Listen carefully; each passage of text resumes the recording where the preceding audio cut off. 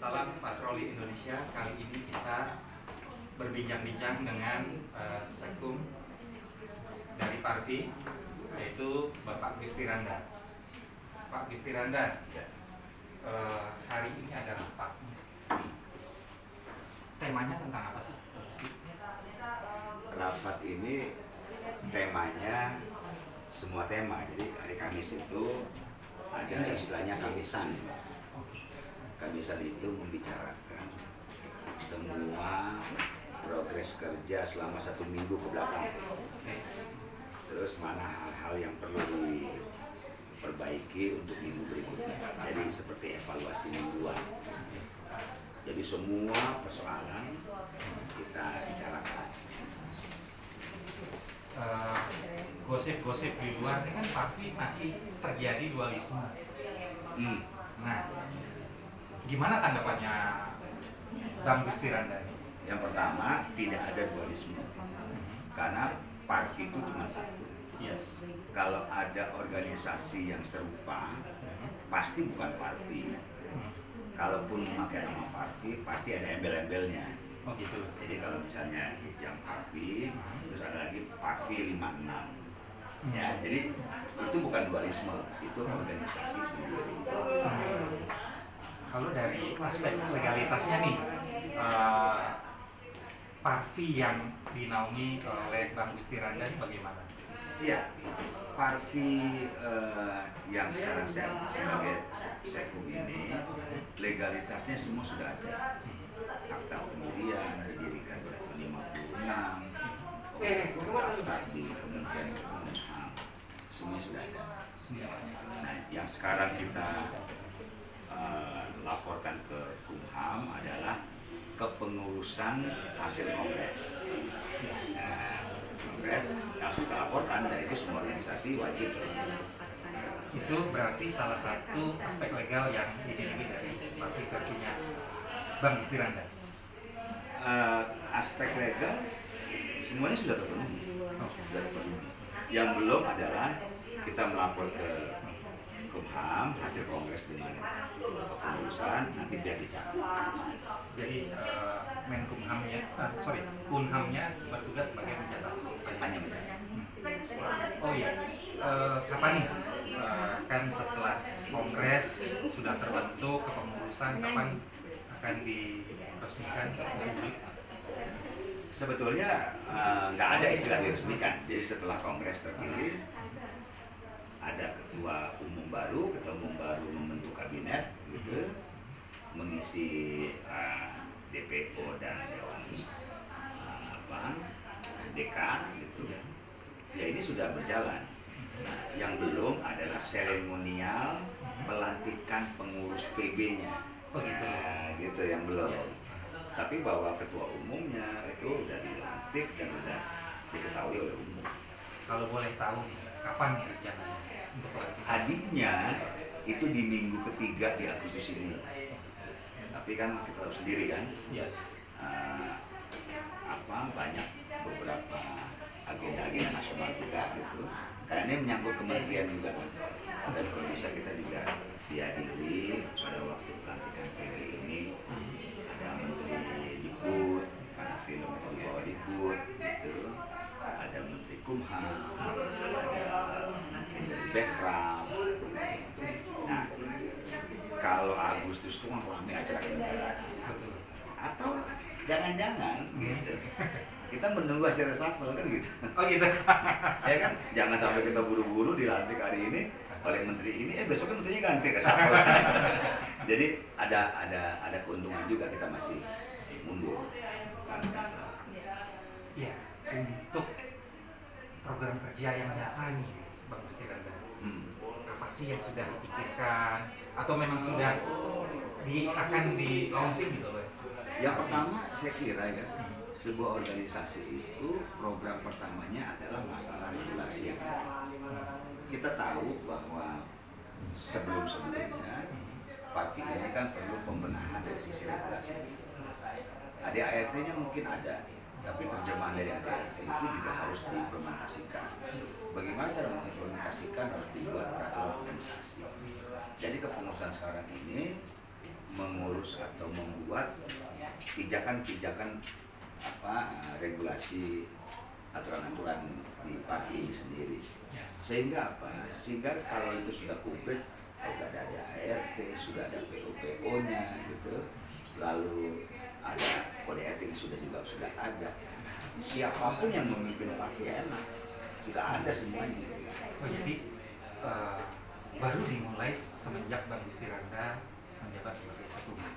Ya, bukan dikatakan baru dimulai, mungkin baru kita coba yuk gitu.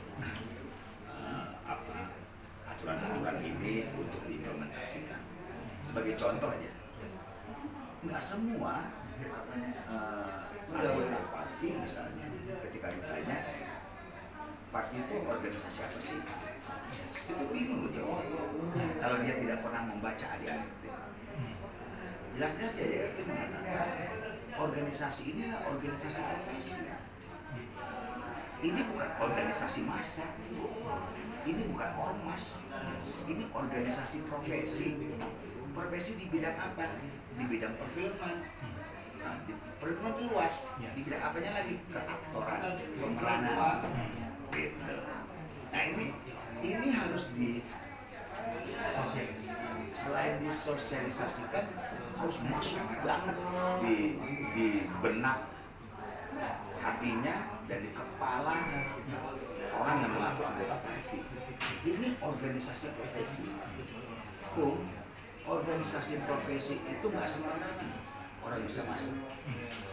Yang bisa masuk di organisasi suatu profesi kalau memang dia punya profesi itu, gitu kan? Misalnya kayak organisasi kedokteran ID, pasti anggotanya itu dokter. Nggak mungkin anggotanya itu bukan dokter. Karena dia dokter, sikap tingkah laku, tutur kata, sikap tindaknya mencerminkan si dokter itu. Ada code of conduct-nya. Code of conduct.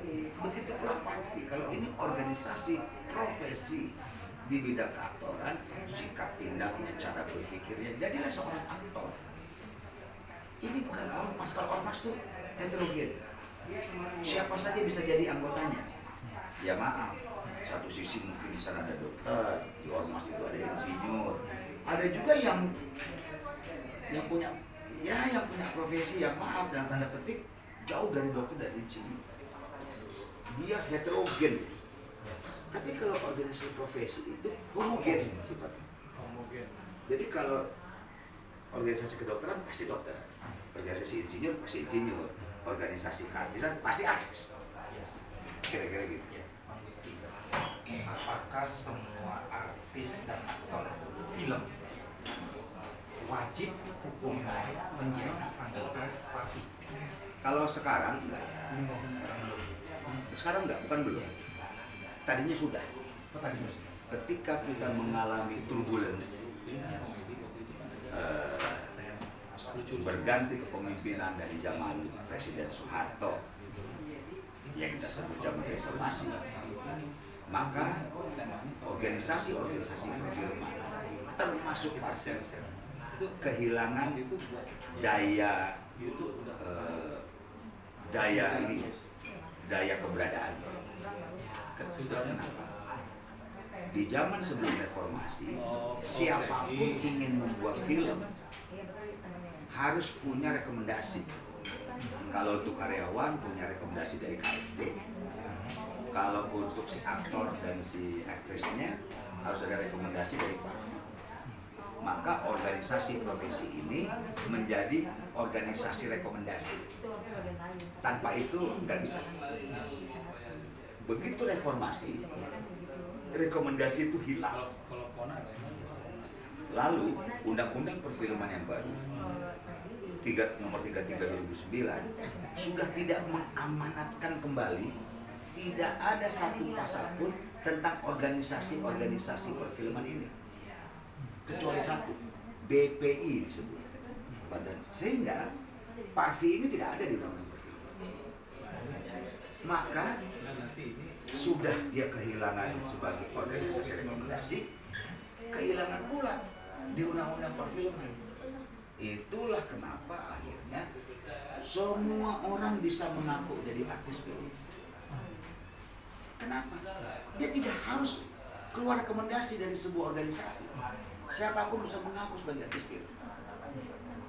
Begitu pula semua orang bisa menjadi sutradara sekarang. Semua orang bisa menjadi kameramen. Semua orang bisa membuat film. Anda pun sekarang lagi buat film. Hanya bermodalkan handphone, dia bisa menjadi seorang artis. Meskipun dia tidak dikontrak, dia menjadi artis produksinya sendiri. Itulah YouTuber. Yes. Kira-kira gitu kan? Yeah.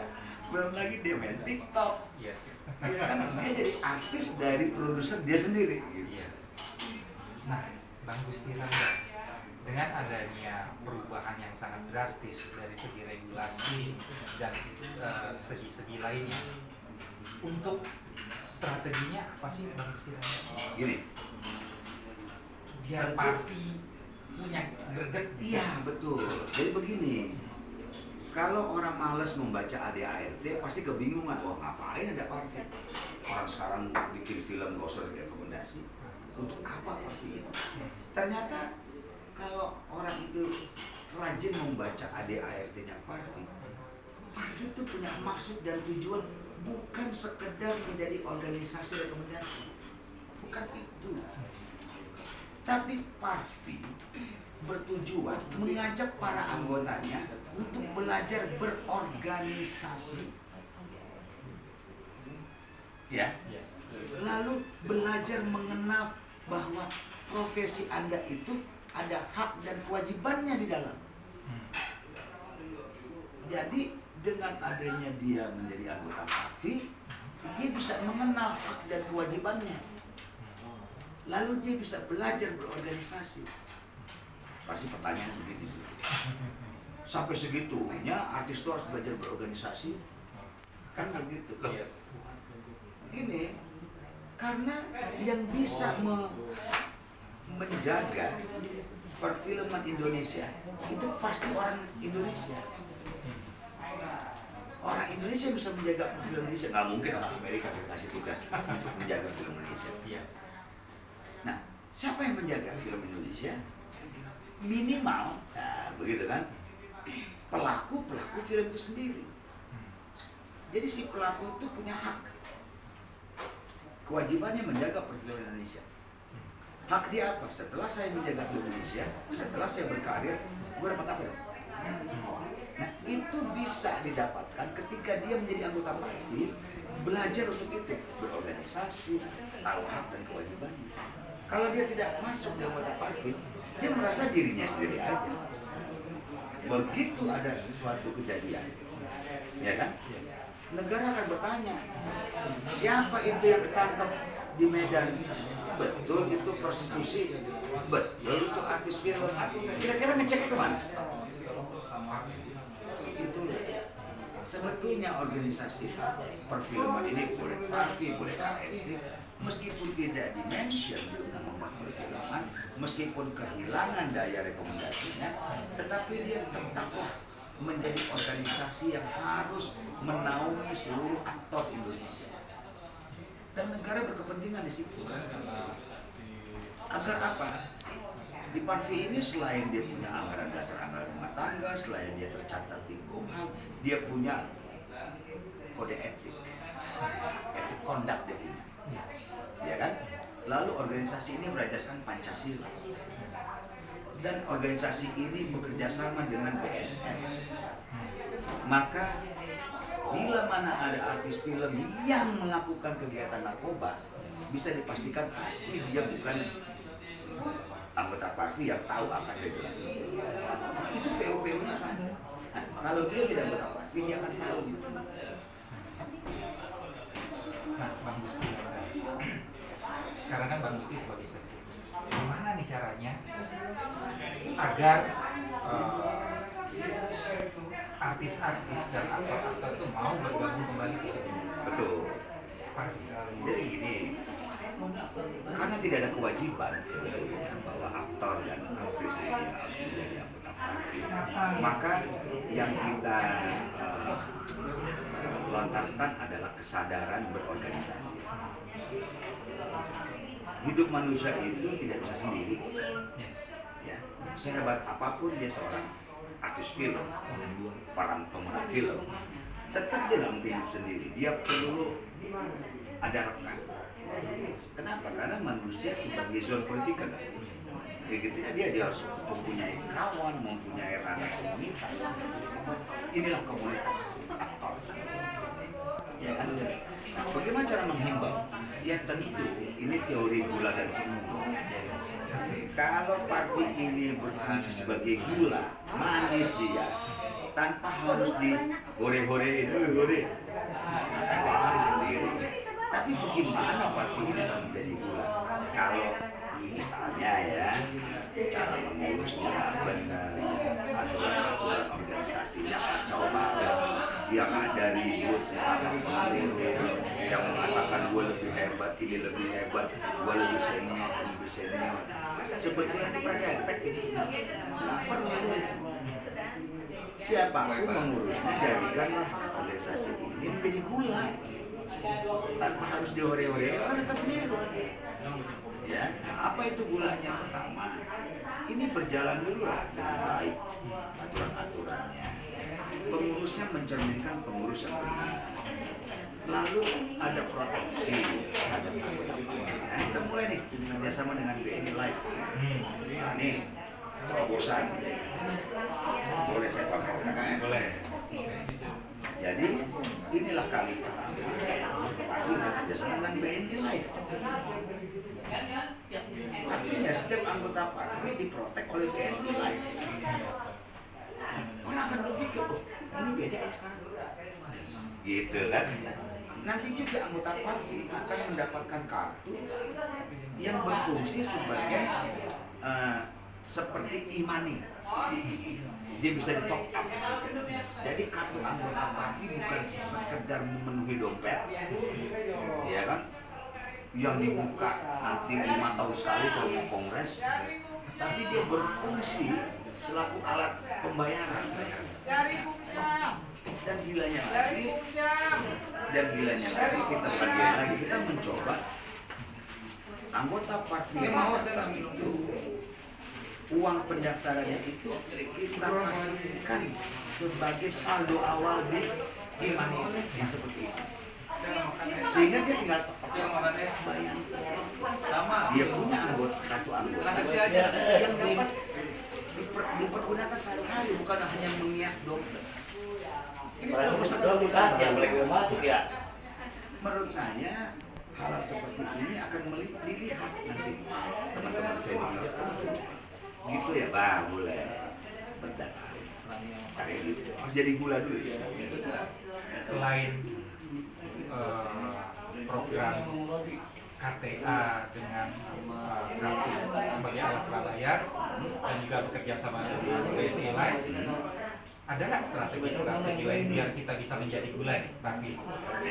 Berikutnya begini, tanpa disadari ya dengan teman-teman artis yang masih di bawah Parvi itu penduduk kami ini telah melakukan terobosan yang hebat.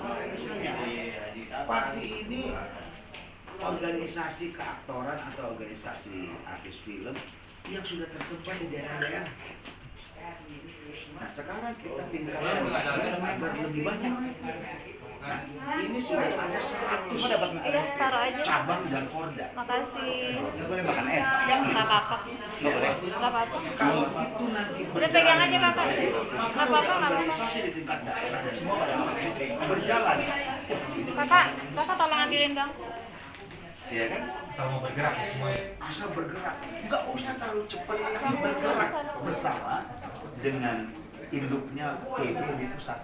Kalau ini bisa bergerak, hebat. Nah kita yang bisa, itu tadi, kita bisa menjaga Indonesia. Kalau tidak siapa yang punya kewenangan. Wah, kementerian tadi kadang-kadang kementeriannya pindah-pindah. Tapi instansi firman yang tergabung di Ya, satu lagi untuk program sosialisasi tentang Parvi, tentang tadi program KTA, juga tentang insurance gitu ya. bagaimana sosialisasinya? Ya, dalam rangka sosialisasi tentu yang pertama kita kan masih dari word of mouth, dari mulut ke mulut. Karena sekarang baru kita jajaki bagaimana kita punya website. Kita punya website. Dengan adanya website, dengan era digitalisasi, semua orang bisa melihat sosialisasi. Terus kemarin kita melakukan kerjasama dengan menteri sosial, dengan beberapa partai politik. Dalam rangka COVID itu kita melakukan bansos. Orang melihat sekarang ini bukan sekedar menerima bantuan, tapi memberikan bantuan juga. Gitu. Nah, ini masih dalam rangka program sosialisasi. Lalu program kita juga kemungkinan di bulan ini atau nanti di 1 bulan depan kita mempunyai buku acting yang ditulis oleh Ibu Tati Maliati dan dicetak oleh Balai Pustaka, dan itu menjadi aset Parvi. Belum pernah ada selama ini Buku tentang acting ya? tentang acting. Kalau Ibu Tati Maliati udah paling top ya. Nah, sehingga orang bisa melihat bahwa inilah yang selama ini gak ada jadi ada, yang belum ada jadi ada. Kita mulai seperti itu. Nah, ini kalau ini word of mouth, ada di website, lama-lama orang itu ya. Ada salah satu daya tarik yang namanya Persatuan Artis Film Indonesia. Ada nggak sih bikin film? Nah, organisasi Parvi di ADART-nya tidak ada beban atau kewajiban untuk membuat sebuah film. Dia tidak punya. Tapi kalau bidang usahanya bisa membuat film ya boleh. Tapi ADART tidak mengamanatkan itu, sehingga bebas. Oke, terima kasih. Oke, thank you. Anda sukses selalu. Terima kasih. Kita tunggu undangan juga. Ya. Nanti buat pelantikan Siap. peresmian Ya. Parvi. Semoga Parvi selalu jaya. Terima kasih. Thank you.